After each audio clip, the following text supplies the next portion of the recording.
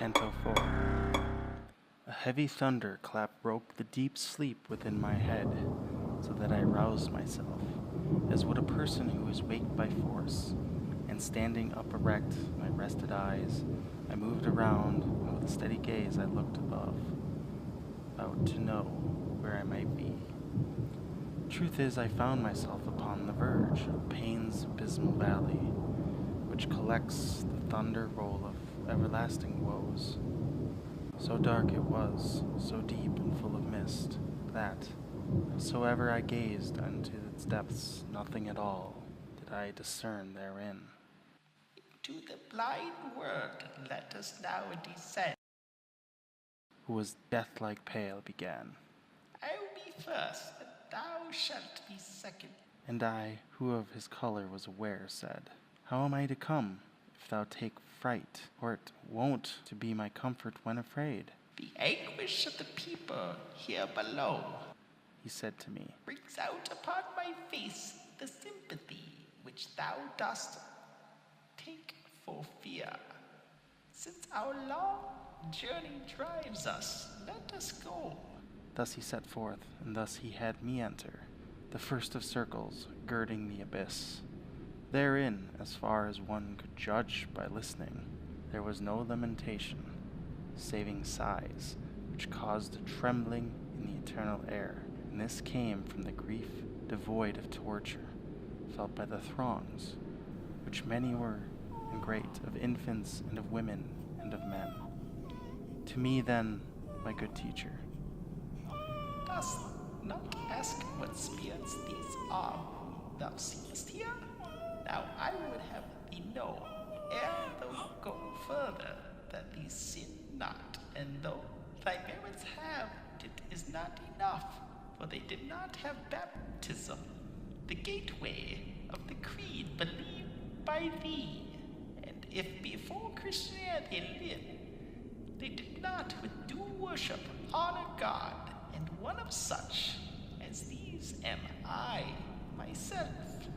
For such defects and for no other guilt we're lost, and only hurt to this extent that in desire we lived deprived of hope.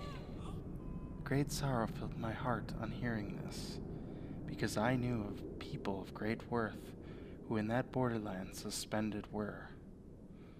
Tell me, my teacher, tell me, thou my lord.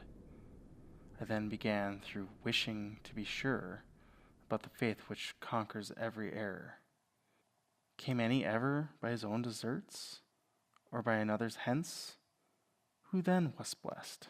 And he, who understood my covert speech, replied, To this condition I was come but newly, when I saw a mighty one come here, crowned with the sign of victory.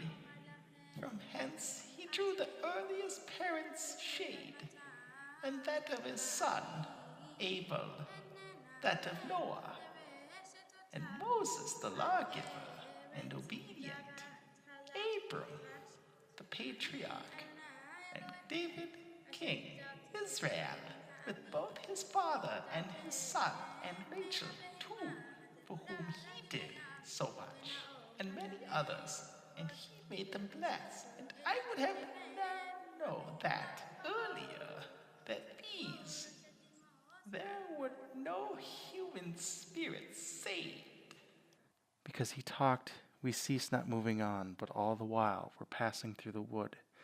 The wood, I mean, of thickly crowded shades. Nor far this side of where I fell asleep had we yet gone, and then I beheld a fire, which overcame a hemisphere of gloom. Somewhat away from it we were as yet, but not so far but I could dimly see that honorable people held that place. O thou, that honorest both art and science, who are these people that such honor have, that it divides them from the other's life?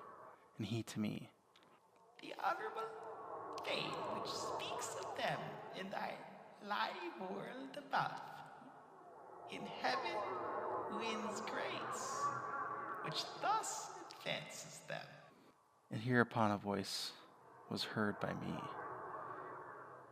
Do honor to the loftiest of poets. His shade, which had departed, now returns.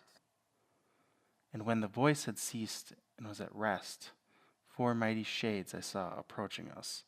Their looks were neither sorrowful nor glad. My kindly teacher then begun to say, Look at the one who comes with sword in hand before the 3, as if their lord he were. Homer he is, the sovereign poet. Horace, the satirist, the one that cometh next. The 3rd is Ovid. Lucan is the last. Since each of them in common shares with me the title which the voice of one proclaimed, they do me honor, and therein do well. Thus gathered I beheld the fair assembly of those the masters of the loftiest song, which soareth like an eagle over the rest. Then, having talked among themselves a while, they turned around to me with signs of greeting, and, when he noticed this, my teacher smiled. And even greater honor still they did me, and for one of their own company they made me, so that amid such wisdom I was the 6th. Thus on we went as far as to the light, talking of things whereof is silence here, becoming, even as speech was, where we spoke. We reached a noble castle's foot, 7 times encircled by high walls, and all around defended by a lovely little stream. This last we crossed as if dry land it were. Through 7 gates with these sages I went in, and to a meadow of fresh grass we came. There people were with slow and serious eyes, and in their looks of great authority. They spoke but seldom with gentle voice. We therefore to one side of it drew back into an open place so luminous and high that each and all could be perceived. There, on the green enamel opposite, were shown to me the spirits of the great, for seeing whom I glory in myself. I saw Electra with comparisons many, of whom I knew both Hector and Enos, and Caesar armed with shining falcon eyes. I saw Camilla the Penicilla upon the other side, King Latinus, who with Lavinia, his own daughter, sat. I saw that Brutus, who drove Tarquin out, and Lucretia, Julia, Marcia, and Cornelia, and all alone. I saw the Saladine. Then, having raised my eyebrows a little higher, the teacher I beheld of those that know, seated him in a philosophic group. They all look up to him, all honor him. There, Socrates and Plato I beheld, who nearer than the rest are at his side.